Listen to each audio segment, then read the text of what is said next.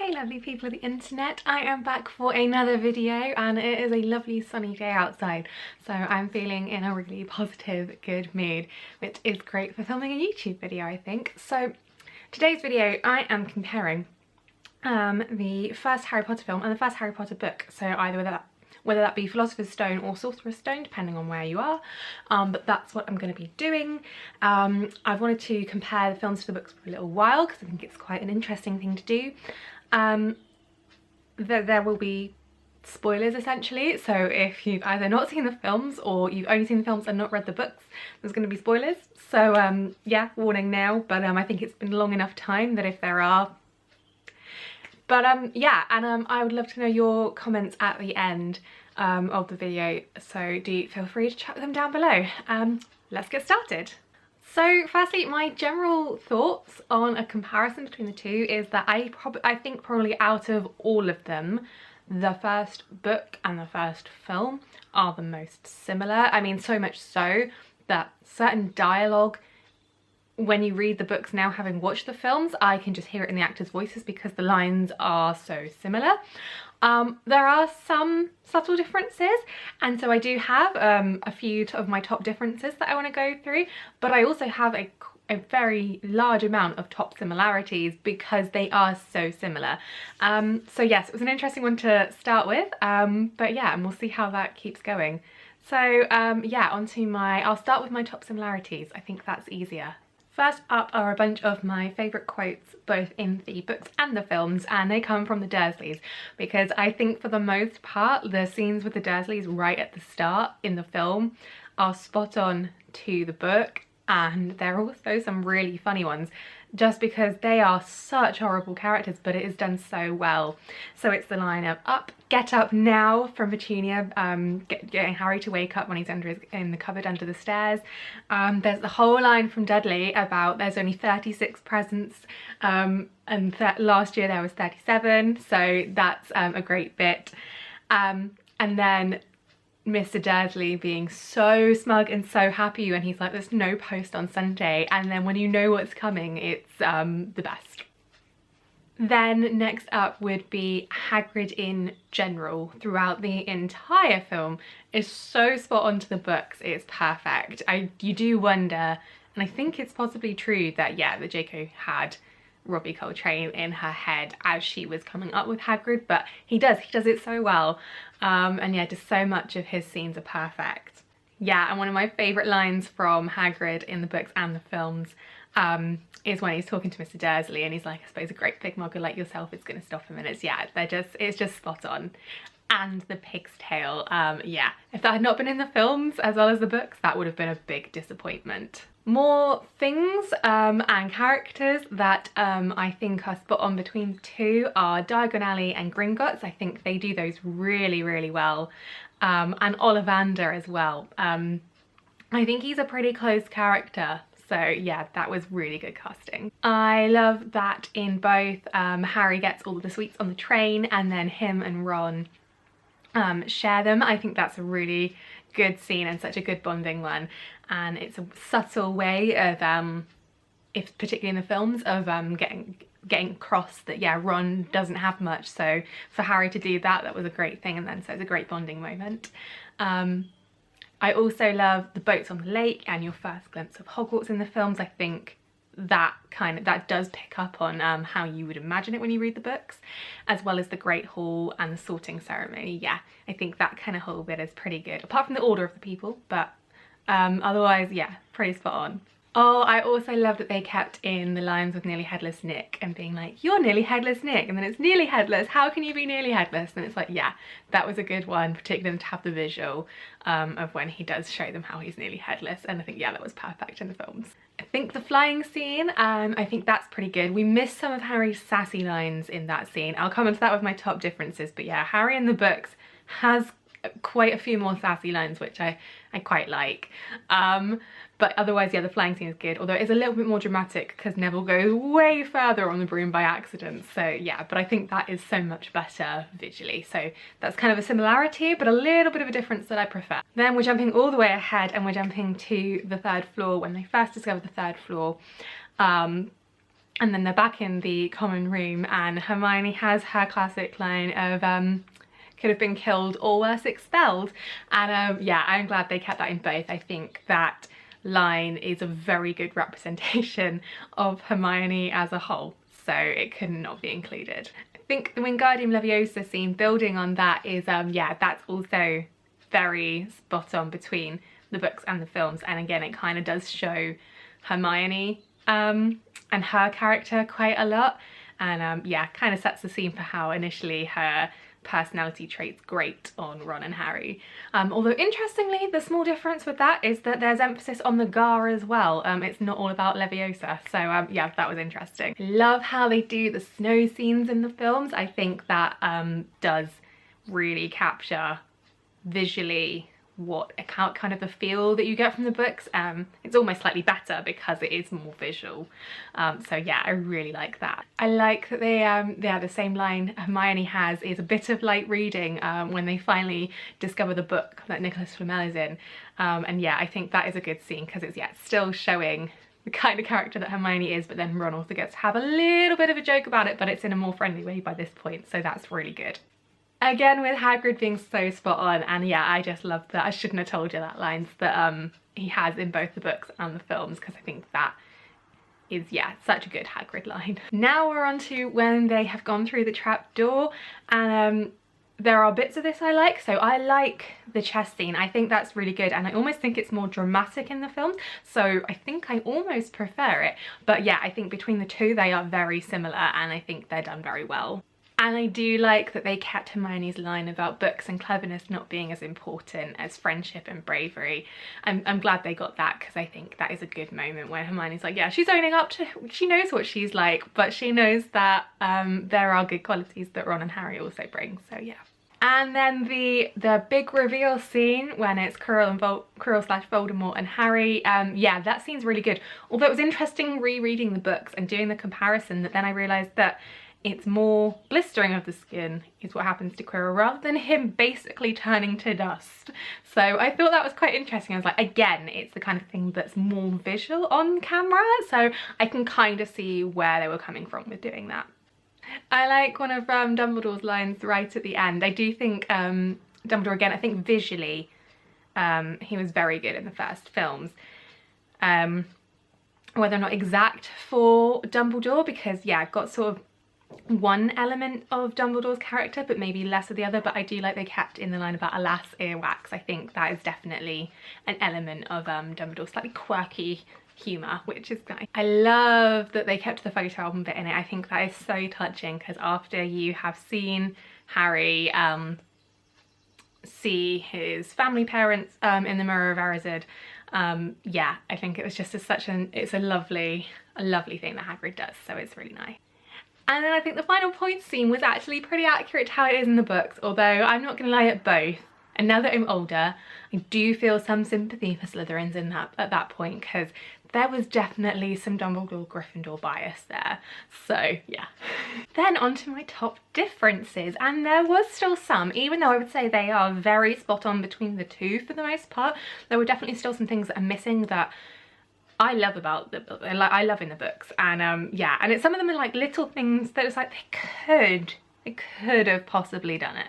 So first up is I actually quite like the scene setting scenes initially before the scene with Dumbledore and McGonagall on Privet Drive at night. I actually quite like those. I think it's another good way of just showing what the Dursleys are like and how horrible they are. But yes, I quite enjoy those a little bit when I'm reading the book, but I can see why they didn't put that in the film, because it was much easier to just go straight in. Yeah.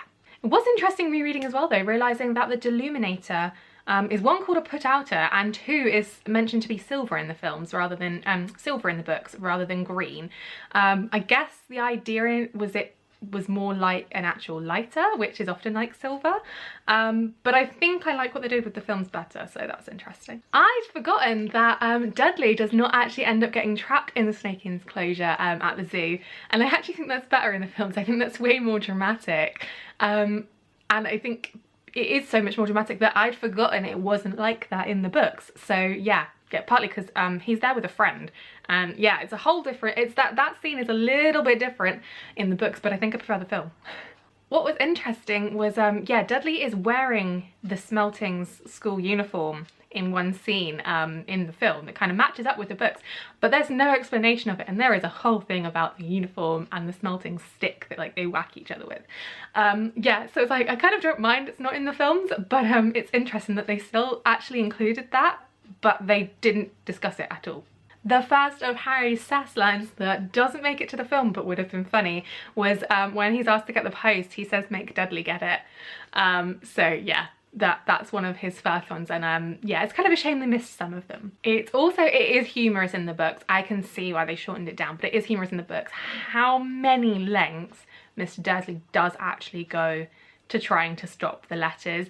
Like, he not only closes off the letterbox, he also takes them to a million different places. Like, they go to a wood, they go to a multi-story car park, they go to a hotel where they have the saddest breakfast, and it's really funny to show just how spoiled Dudley is, because he's getting more and more upset about all of this before they then finally end up at the cabin in the middle of nowhere. And I can see why they shortened it down, but it is pretty hilarious how far they go to try and stop him getting his letters before the final bit. Another thing I hadn't realised until doing the comparison was the Happy Birthday Harry cake. It's not obviously described as pink in the books. It is described as chocolate, but not pink, and there is green icing. And also, it's spelt normally, it's not misspelled. And yeah, and so I think I like the iconic one from the films, but it is interesting the differences. And I do feel a little bit bad for Hagrid, because I wonder if it's like, yeah, he got expelled, but I guess he can spell, but he yeah. So that's interesting. What do you think? Oh, one thing, although Gringotts is like, I feel like that scene is pretty spot on. I think it would have been funny to have seen Hagrid on the carts, because he gets really squeamish and stuff, and I think that would have been quite amusing in the film. Oh yes, another thing that when I'm rewatching the films now, I realise what a weird jump it is. But it's they finish in Diagon Alley, and then Hagrid's like, here's your ticket, like, you go to platform 9 3/4 now. And actually that doesn't make any sense, because they went to Diagon Alley on Harry's birthday, which is in July. He's not meant to travel to school until the 1st of September. And I get why in a film they didn't want to bother with sort of a bit in between the two, but it doesn't make any sense. Yeah, whereas it makes a lot more sense that, yeah, he goes back to the Dursleys and then they bring him to King's Cross and then he goes to platform 9 3/4. Does make more sense, but yeah. Another funny difference that I'd forgotten about was that in the train scene, Scabbers is hiding in the sweets and Goyle goes to take some and gets bitten by Scabbers, and that's actually quite a comical scene in the books that they possibly could have put in the film, but then I realised that actually that couldn't happen because Harry doesn't actually meet Draco until the Great Hall scene in the films. So that's why he kind of, yeah, he doesn't appear at that stage. A big difference that I really miss is Peeves. He is missing from all of the films, and he is in most, I think he's in pretty much all of the books. He's mentioned at least once. Yeah, I'm gutted they didn't manage to include Peeves. Apparently they even had a voice actor all set up and ready, and I don't know what went wrong and why they didn't include him, but they should have included Peeves. Oh, a funny scene in the books is Fred and George throwing snowballs at Quirrell's turban, which is hilarious when you think of the fact that they were actually throwing it at Voldemort's face without knowing. And I think that's something they could have put in the films. I think that's an easy scene because we had the snow scenes, so maybe, and yeah, no, I didn't miss it. I'm pretty sure I didn't miss it in the film. Another really good Harry Potter sass line is when Snape is questioning him and he doesn't know the answers. By the final one, he actually says, I think Hermione does, why don't you ask her? And that is such a good Harry Potter sass line. Yeah.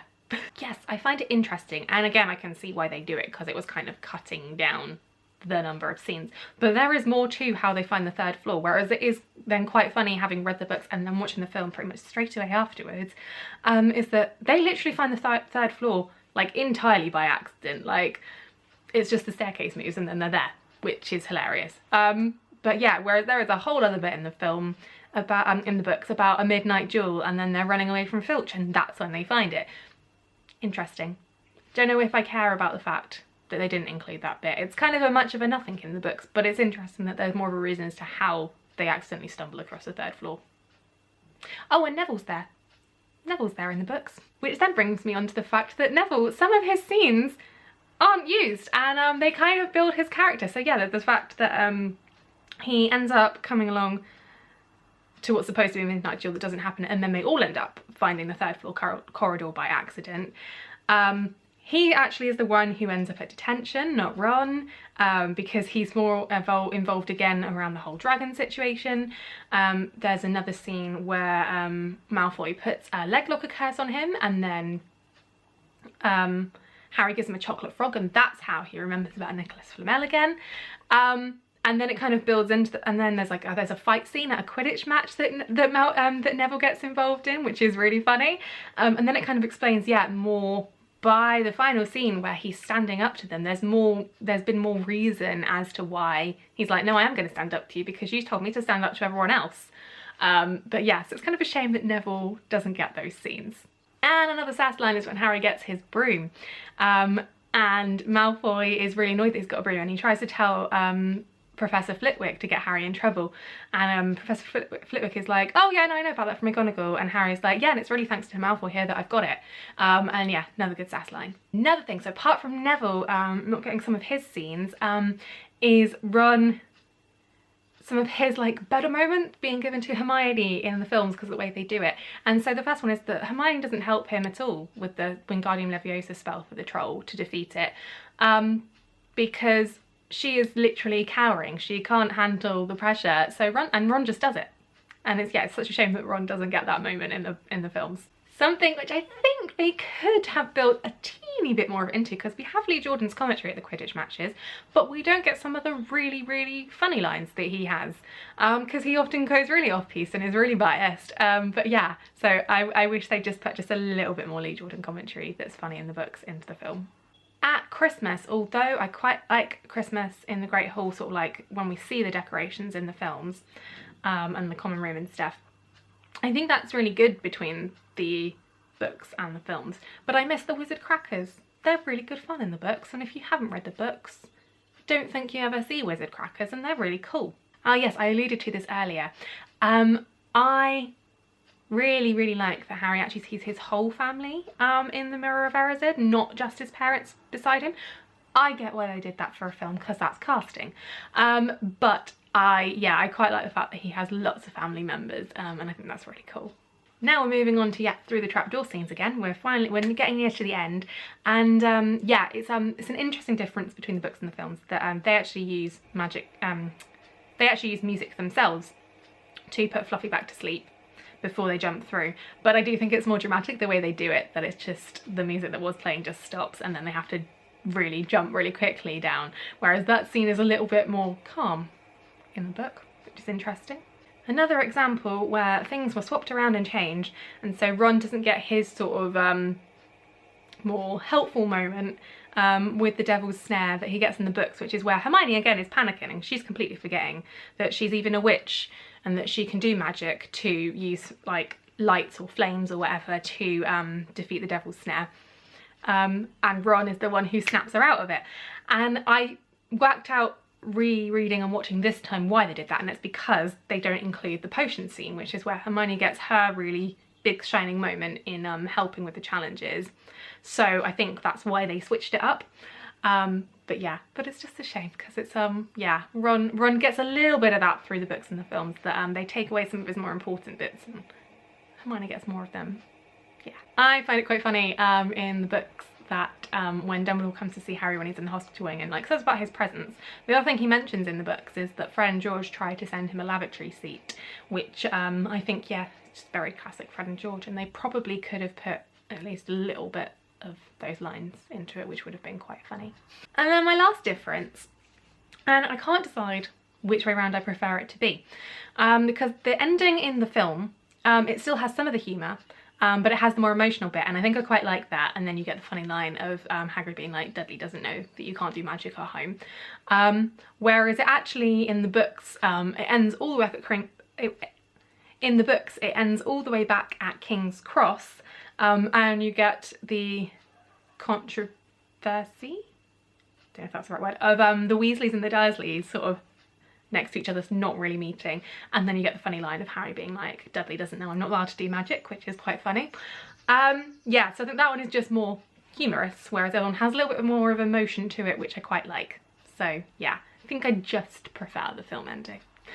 So that's my top similarities, my top differences. I also want to do an honourable mention in the books to the Sorting Hat song, which is never included.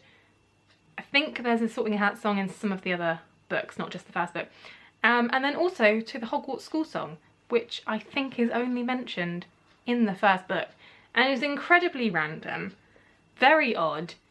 You get a lot of Dumbledore's quirky humour with that song. But yeah, but I don't think I miss it in the films, but it is quite funny. So that is it. That is my comparison of the books to the films for the first one. And yeah, I do think this was probably going to be the simplest one to do, just because there was probably more similarity than, yeah, than I think I might get with some of the others. I think things are more likely to change, especially as the books got longer. There's more things that were likely to have been kind of completely taken out or changed quite substantially to make them work. But yeah, it was fun. But I'm interested to hear what you think. What do you think? Do you agree? What are your general thoughts? If you did enjoy my ramblings, do give this video a thumbs up. If you would like to see more, because I'm planning to do the other books and films, then do hit that subscribe button to know when I eventually get around to them. And I'll also pop some links up here to some other videos that you might be interested in, and I'll see you on my next one. See ya!